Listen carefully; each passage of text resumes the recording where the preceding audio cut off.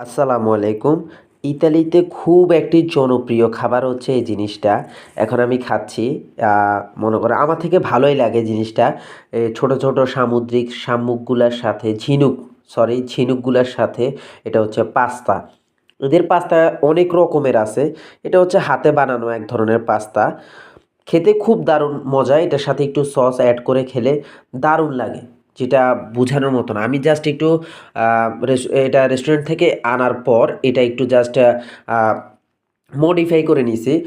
ডিম দিয়ে, তারপর টমেটো দিয়ে, তারপরে পেঁয়াজ দিয়ে সুন্দরভাবে একটু এড করে নিছি। ভালো লাগে। খেতেও মজা, সুস্বাদু এবং কি হেলথফুল।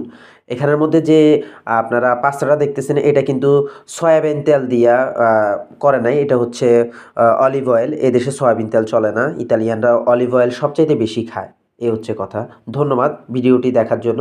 আমার ইউটিউব চ্যানেলটি সাবস্ক্রাইব করে